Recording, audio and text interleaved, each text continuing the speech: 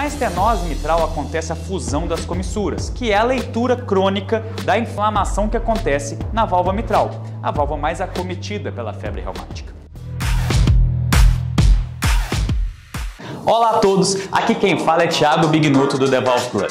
E hoje a gente vai abordar um assunto que é muito frequente nas discussões acadêmicas. Sempre que a gente vai fazer uma aula sobre estenose mitral, surge o questionamento: quais são as etiologias possíveis que levam a uma estenose mitral? E aqui, basicamente, 95% das vezes, nós vamos estar falando da etiologia reumática.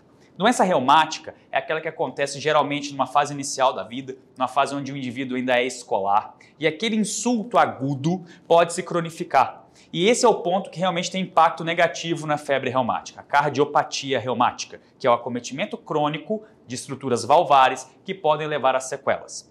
Na estenose mitral acontece a fusão das comissuras, que é a leitura crônica da inflamação que acontece na válvula mitral, a válvula mais acometida pela febre reumática. Quando esse acometimento acontece a longo prazo e aquela área valvar vai se reduzindo por causa da fusão comissural, você tem então o surgimento de uma estenose mitral de etiologia reumática.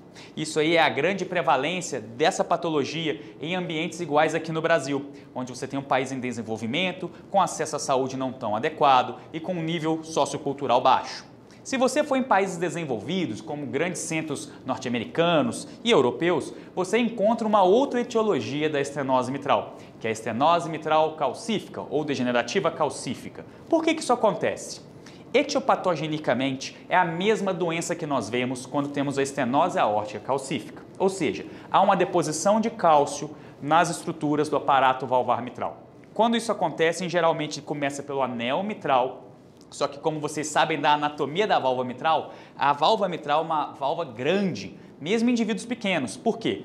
Topograficamente, ela tem um anel grande. Então, você começa a calcificar e isso não apresenta uma repercussão clínica imediata, pensando em disfunção valvar. Mas se esse quadro avança e a calcificação progride, você pode ter, inclusive, essa calcificação invadindo os segmentos basais dos folhetos. E isso aí acaba alterando a dinâmica de funcionamento da válvula. Então, ela não abre adequadamente, pois uma parte dela está calcificada. E é nesse ponto que pode surgir uma estenose mitral de etiologia calcífica, quando essa área valvar se reduz a menos de 1,5 cm² e o paciente tem manifestações clínicas, você está diante de uma estenose mitral calcífica importante.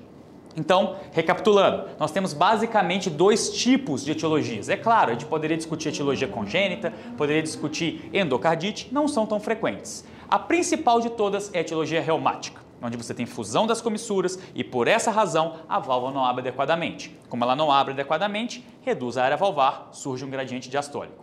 Agora, em países desenvolvidos, onde o indivíduo vive muito tempo, então essa é uma doença típica de octogenários, nonagenários, cheios de fatores de risco, cheio de comorbidades, então é um paciente hipertenso, dislipidêmico, diabético, doente renal crônico, apresenta disfunção diastólica geralmente de grau avançado, é um paciente já cheio de comorbidades e também tem essa deposição de cálcio no anel mitral e na base dos folhetos. Com o progredir desse quadro, essa área valvar pode se reduzir, pode surgir também gradiente diastólico e aí sim você configura a estenose mitral de etiologia calcífica. Ok? Um grande abraço, nos vemos em breve, até mais!